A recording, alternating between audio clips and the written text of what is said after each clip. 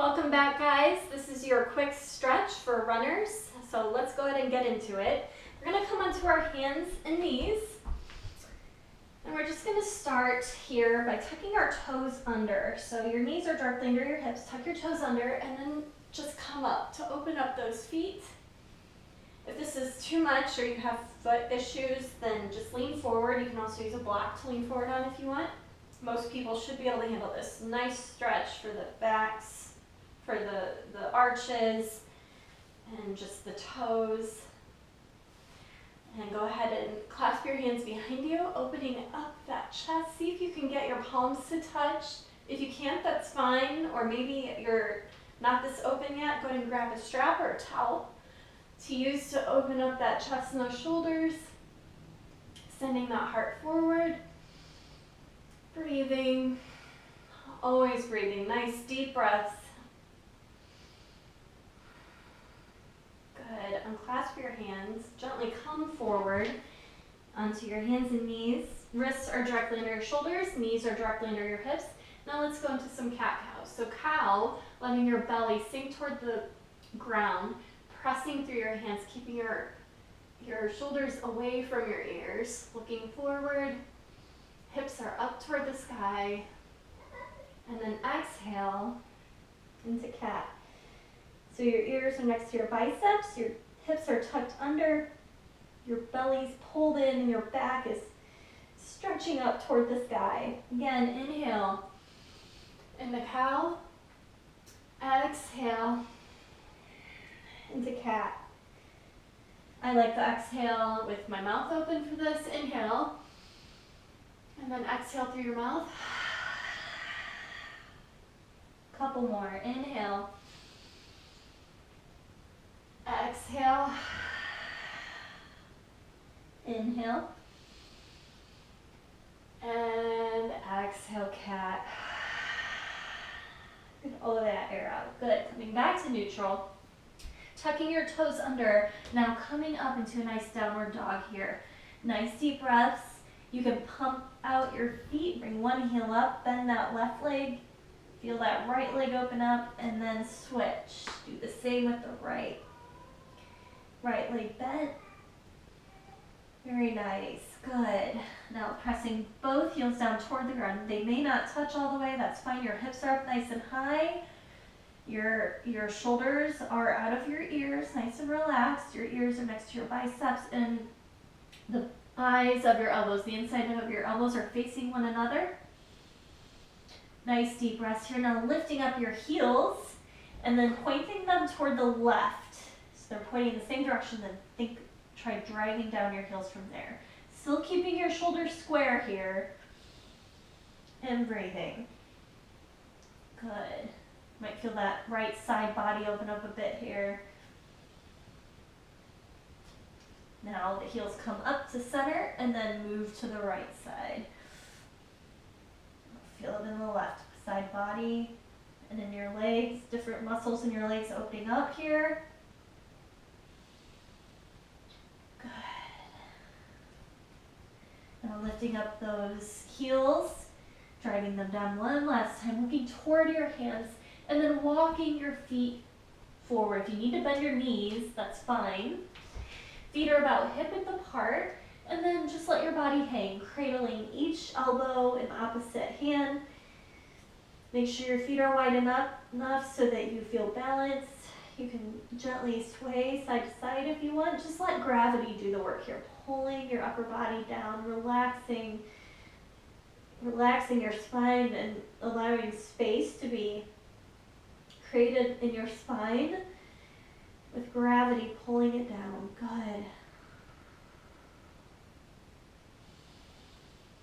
Nice deep breaths here.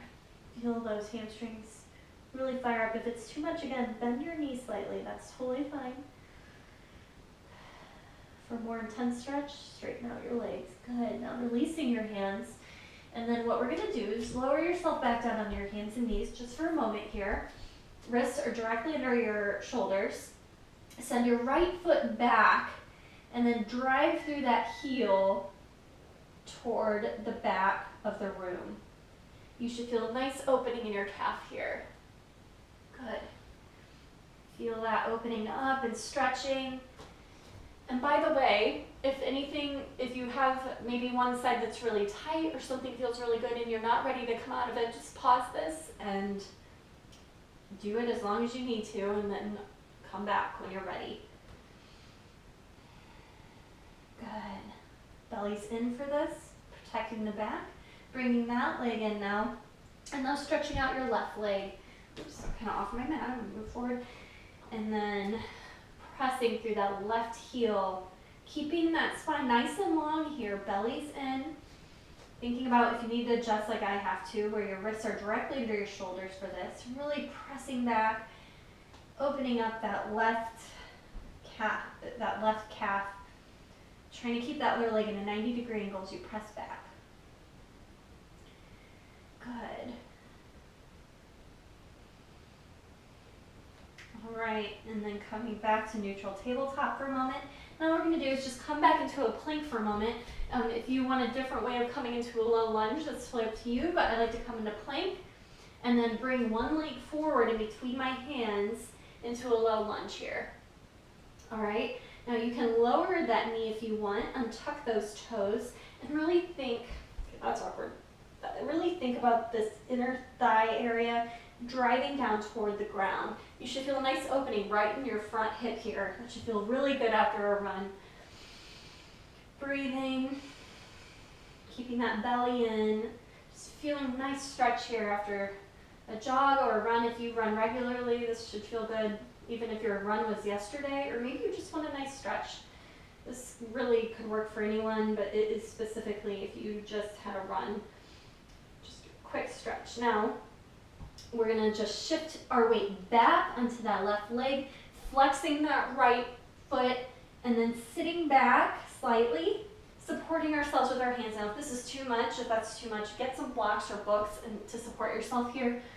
Otherwise, you can kind of melt toward your leg, keeping this foot nice and flexed. You should feel a nice opening again in that hamstring, really opening them up. Good.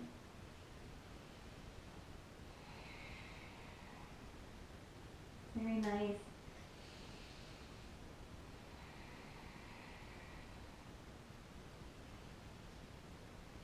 Now, gently coming forward for a moment, untucking that foot, bringing it back. I'm going to go back into my plank, whatever works best for you. Bringing that left foot forward now between those hands.